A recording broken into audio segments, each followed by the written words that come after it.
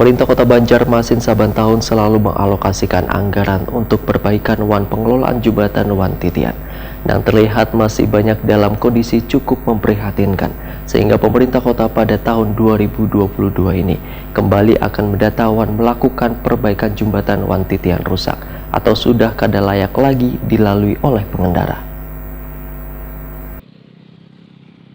Pemerintah Kota Banjarmasin saban tahun selalu mengalokasikan anggaran untuk perbaikan wan pengelolaan jembatan Wan Titian, namun masih banyak dalam kondisi cukup memprihatinkan, sehingga pemerintah kota pada tahun 2022 ini kembali akan mendata wan melakukan perbaikan jembatan Wan Titian rusak atau sudah kada layak huni lagi dilalui oleh pengendara. Demikian dipedahkan Wali Kota Banjarmasin Ibnu Sina Wetakuni Prima TV Kamarian Kamis 13 Januari 2022. Menurut Ibnu Sina, dalam program pemerintah kota, penataan wan perbaikan jembatan Wan Titian dari kayu ulin akan diganti dengan konstruksi beton yang lebih kokoh wan mampu bertahan lawas demi menjamin kenyamanan wan keselamatan pengguna jalan.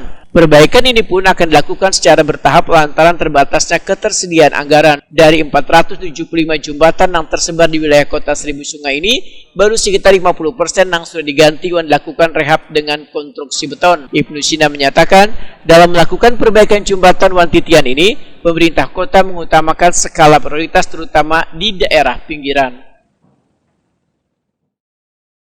Untuk jembatan-jembatan memang secara bertahap kita lakukan penggantian untuk paling tidak pakai box culvert lah, beton.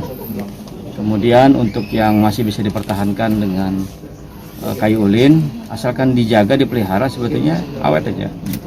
Apalagi yang suka terbuka itu kan ininya apa? Yang di atas. Yang di atasnya. Ya, itu. Kalau itu lepas semornya atau apa, jika diperbaiki, insya Allah awet aja biasanya.